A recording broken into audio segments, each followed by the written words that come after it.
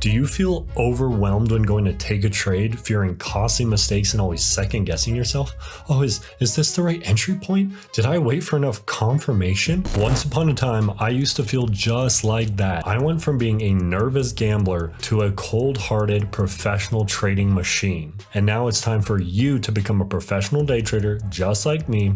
What you need is consistency and a proper trade plan, which is why I'm going to teach you my day trading checklist so you'll know exactly how to take the perfect trade every single time. Let's get it.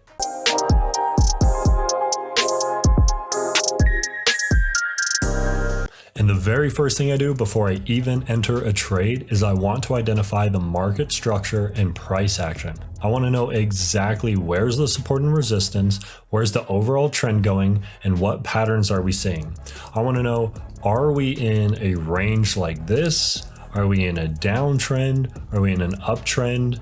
And if we're just moving all over the place, just flopping around like this, oh, where's the support? Oh, where's the resistance? I don't care. Just skip it. Move on. We're not here to take difficult trades. We're here to make money. Well, hold on now. That's kind of beautiful. Maybe I will take this trade. No, never mind. We'll just grab it. Moving on. All right, so let's draw out all of the important and obvious price levels and trend lines. So what we're gonna do here is, I see that we have a pretty obvious trend line here. And what I'm gonna do is I'm gonna draw this line so that it's just a little bit past where it touches, because I don't want to see this kind of like barely break out and then think that that's a breakout and then take a trade. That's not how it works. So instead, try to keep this just a little bit far away, or at least know that when it does break out just a little bit, that's not a full breakout. Now let's draw some other important price levels here. All right, so we can see that we had some resistance just back here. We can see there was some support over here. I mean, it did dip out just a little bit, but that's pretty normal. Regardless, we can see that there's a lot of buying power here where somebody's stepping in and purchasing. And then I also see that we had a high up here, so that's where we had some resistance. And now I could draw more, down here and wherever else, but that's not really relevant to where the stock is right now or where I plan on taking this trade. And yet again, if this were just moving all over the place like this, oh, where's the uptrend? Oh, where are we going? Just skip it. We do not want this trade. We're looking for obvious trades with simple setups. All right, so now let's identify the overall trend and the current trend. These are two separate things, and it's fine to have both. So what we're looking for is, what is the overall trend on our chart here? And what we can see is we are currently in an uptrend, making these higher highs and higher lows. Now recently we can also see that we were just in this downtrend where we made a low and then we made a lower low.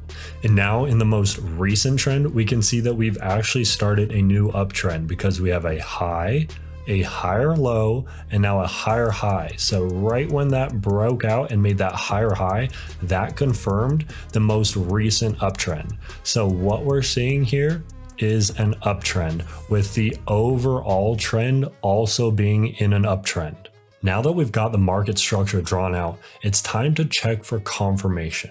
You see, I only want to take trades that are currently trending in my direction, even if that means that I don't get the very lowest, most super perfect entry on the face of the earth. And you know why? Because you can cut yourself trying to catch a falling knife. You might enter a trade thinking that it's the lowest price that the market could possibly go, but I promise you, the market can always go lower. Which is why waiting for confirmation is worth paying a bit more for a stock, because it massively boosts your accuracy. Confirmation is way more important than buying at a cheaper price. Not only that, but confirmation is what we use as our entry price. So what is confirmation? Well, it could be a breakout of a pattern like this, or it could just be a regular breakout and then a retest of support. That could always be confirmation.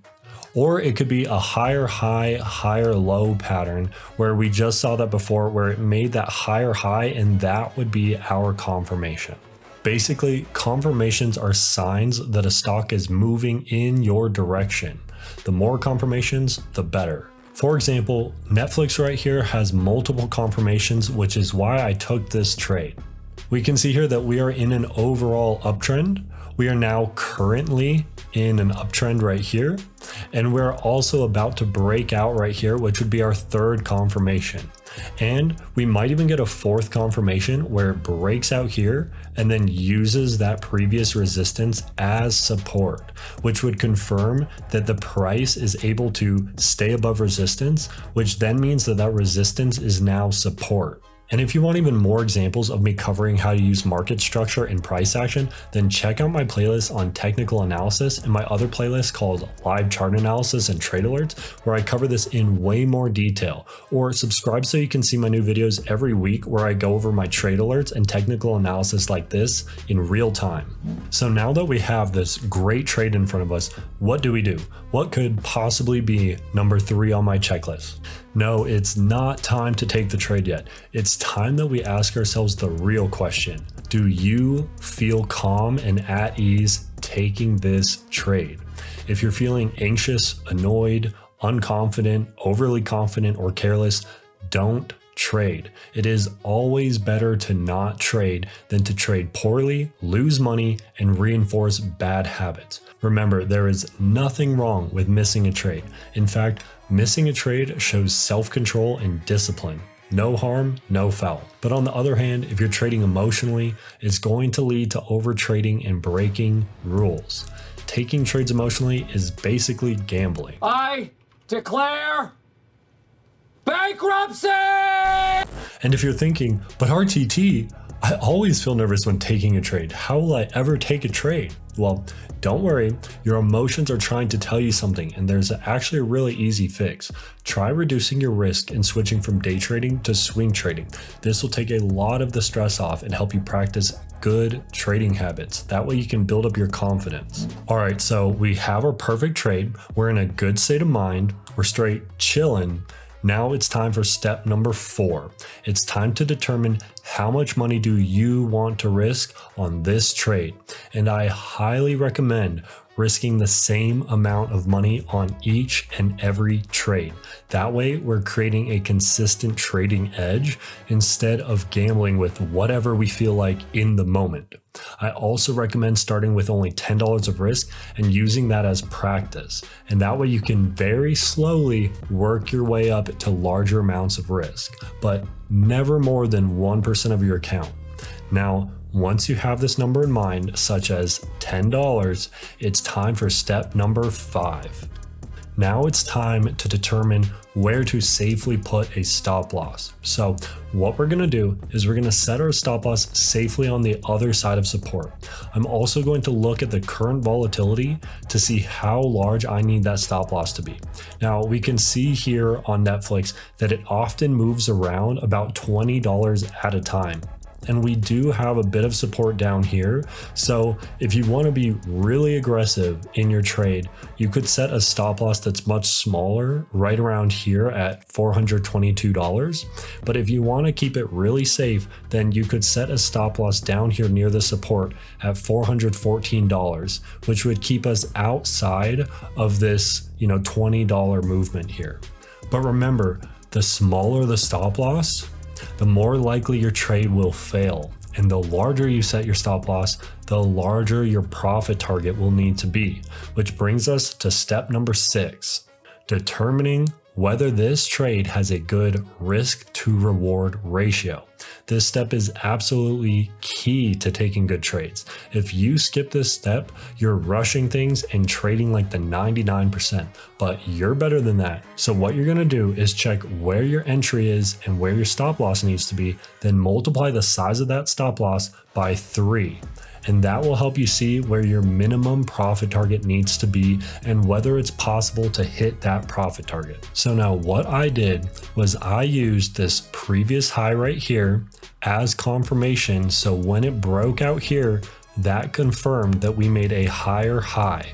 So I bought in right here at $438. So if we were to use a stop loss all the way down here at $414, that is going to be about a $24 stop loss. And if we multiply that by 3, we would need something like a $515 profit target. Now, that's pretty large and pretty aggressive. So now, since that is such a large profit target, I went with the more aggressive stop loss.